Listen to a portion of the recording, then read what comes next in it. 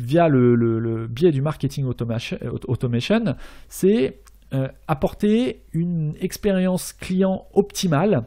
Et vous allez pouvoir recruter entre guillemets des ambassadeurs. C'est-à-dire que vous allez pouvoir solliciter certains de vos clients, vos meilleurs clients, vos clients les plus réactifs, et c'est exactement ce qu'on vient de voir, les clients qui ouvrent le plus au mail, qui vous répondent le plus souvent, qui interagissent le plus avec vous sur les réseaux sociaux.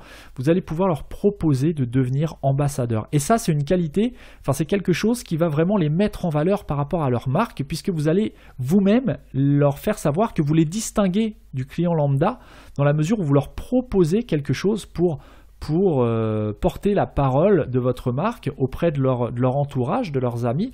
Mais pour ça, pour leur proposer d'être ambassadeurs, il faut leur procurer une expérience client optimale par le service client, par l'écoute, lorsque vous leur demandez leur avis, lorsque vous leur envoyez un code promotionnel vraiment personnalisé avec leur promo, lorsque vous leur envoyez par exemple un email automatique le jour de leur anniversaire, vous pouvez leur mettre leur date de naissance dans le code promo.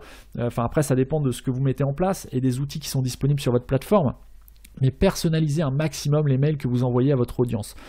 Vous pouvez aussi mettre en place un programme de parrainage. Vous pouvez inciter quelqu'un à devenir ambassadeur en lui proposant une récompense lorsqu'il va parrainer ses amis, que ce soit à l'inscription ou à l'achat sur votre site. Vous pouvez par exemple le récompenser sous forme de bon d'achat en fonction d'un certain volume qu'il aura déclenché chez vous sur des nouveaux clients, ou en fonction du nombre de personnes à qui il aura recommandé vos produits et services. Bref, vous pouvez l'engager en lui proposant de le récompenser pour ses actions, pour sa fonction d'ambassadeur de votre marque. Et enfin, vous pouvez aussi miser sur les clients les plus impliqués. Bien entendu, comme on l'a vu au 4e point lorsque je vous expliquais un petit peu comment fidéliser les clients avec le marketing automation, ne misez pas ou ne proposez pas de devenir ambassadeur à des personnes qui n'ont jamais ouvert vos mails. Ça n'a aucun sens. D'une part, pourquoi récompenser des personnes qui ne prêtent pas attention à ce que vous prenez le temps de leur envoyer, et d'autre part, s'ils n'ont jamais ouvert vos mails, ils ne prendront même pas connaissance de votre proposition. Donc misez vraiment sur les clients les plus impliqués. Ça peut être les meilleurs ouvreurs de mails, donc ceux qui ont le plus ouvert les mails, ceux qui ont un scoring le plus élevé. Le scoring, on a vu tout à l'heure rapidement ce que c'était au point numéro 2.